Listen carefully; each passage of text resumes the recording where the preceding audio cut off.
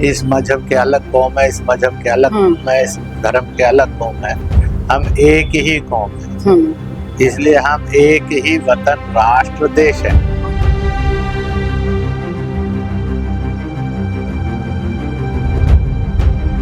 तो कहते हैं अब एक नई महाशक्ति का जन्म हो चुका है, उभर चुकी है, वो भारत है।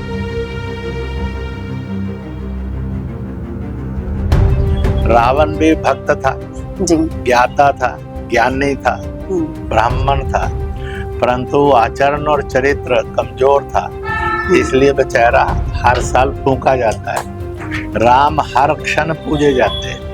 हमारे सामने जब कसाब और कलाम का विषय आया तो हमने कलाम चुना, कसाब नहीं। जब औरंगजेब और दारा शिकोह का प्रश्न आया तो हमने दारा शिकोह को मुख्यता दी, ना कि औरंगजेब। संघ और सनातन कितने एक दूसरे के पर्याय हैं, ये किसी से छुपा हुआ नहीं है। और अपनी स्पष्ट और बेबाक राय रखने के लिए आज जो मेरे साथ यहाँ पर गेस्ट मौजूद हैं वो भी किसी से छुपे हुए नहीं हैं। इंद्रेश कुमार जी हमारे साथ मौजूद हैं। सर, बहुत बहुत स्वागत है आपका।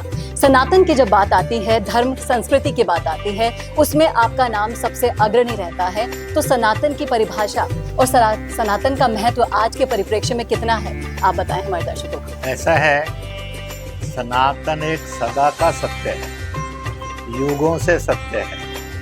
यह विश्व की जितनी भी पूजा पद्धतियां हैं सब इसमें समाहित हैं।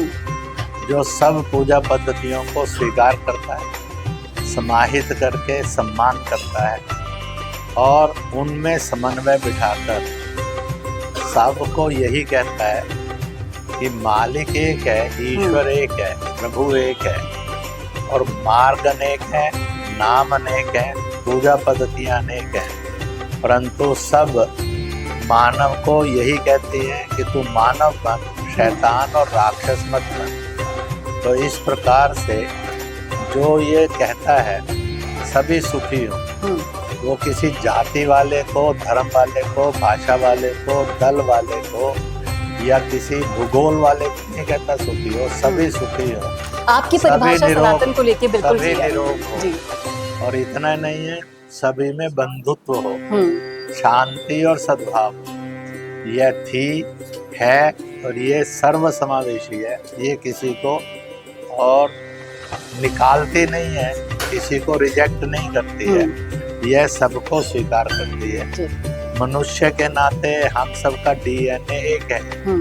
भारतीय के नाते, हिंदू के नाते, हिंदुस्तानी के नाते, इंडियन के नाते, हिंदुई के नाते हम सबका डीएनए भी एक है। इसलिए 142 करोड़ लोग भारत के, इनका डीएनए एक है। बांग्लादेश, पाकिस्तान मिला दिया जाए तो इनका भी डीएनए एक है। इसलिए we have a common DNA on the world level and we have a common DNA on the national level। लेकिन सर, जब सनातन की बात होती है, बात बहुत साफ कहते हैं, वो ये है कि हम कई कौम नहीं है। इस मजहब के अलग कौम है, इस मजहब के अलग कौम है, इस धर्म के अलग कौम है। हम एक ही कौम है, इसलिए हम एक ही वतन राष्ट्र देश है, इसलिए हम एक ही झंडा है, इसलिए हमारी एक ही राष्ट्रीयता है।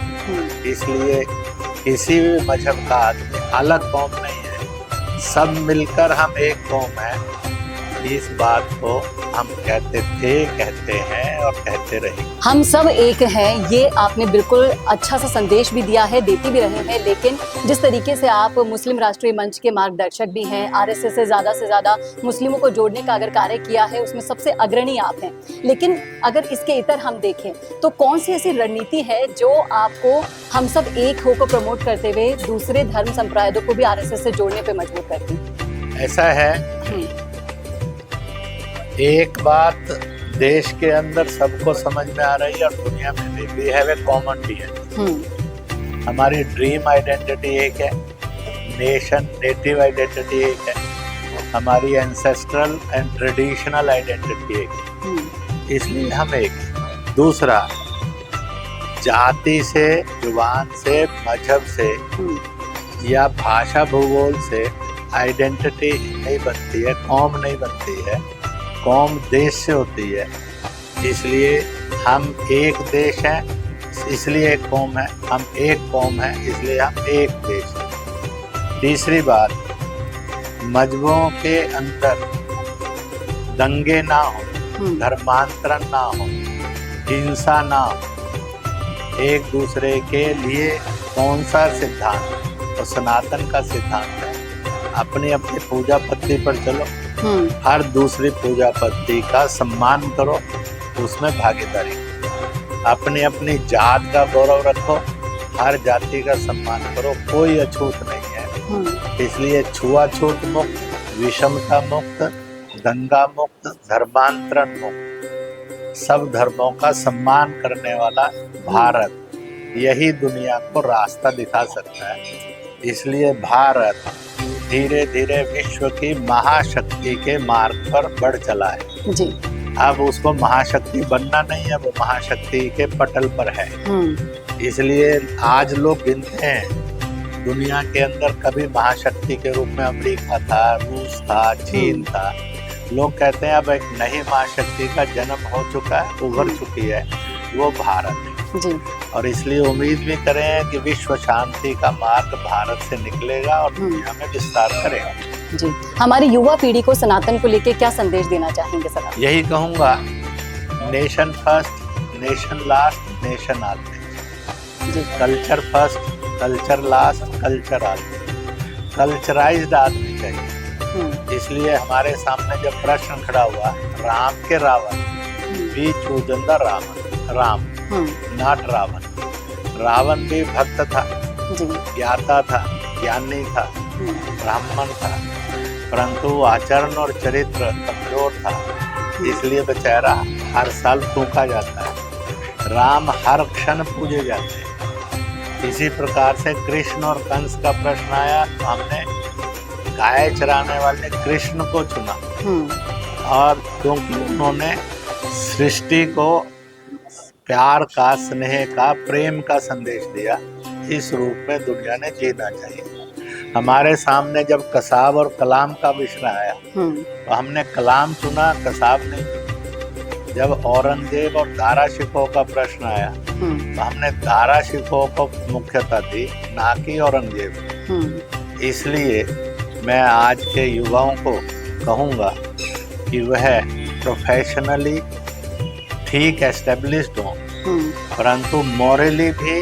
वो बेटर हों। इसलिए वह जहाँ अपने व्यवसाय में, शिक्षा में उच्च शिक्षित हों, व्यवसाय में स्थापित हों, रोजगार लें और रोजगार दें, इसे बने। क्योंकि आत्मनिर्भर भारत, फिर टैरिफ का भी उत्तर है, चीन का भी उत्तर है, अमेरिका बाकियों का भी उत्तर है, और कट्टरवाद का, अलगाववाद का भी उत्तर है जी। इसलिए एक आत्मनिर्भर हम बनेंगे और आत्मनिर्भर भारत का स्वदेशी के आधार पर निर्माण करेंगे, ऐसा मेरा सब युवाओं से कहना है। इसलिए युवा भारत, जय भारत। बहुत ही बढ़िया संदेश सर ने देने की कोशिश की है। इस वीडियो को ज़्यादा से ज़्यादा शेयर कीजिएगा ताकि ये संदेश ज़्यादा लोगों तक पहुँचे, युवा पीढ़ी तक पहुँचे। सर बहुत बहुत शुक्रिया हमसे जुड़ने के लिए। ऐसे ही वीडियोस के लिए देखते रहिए आप हमारा चैनल।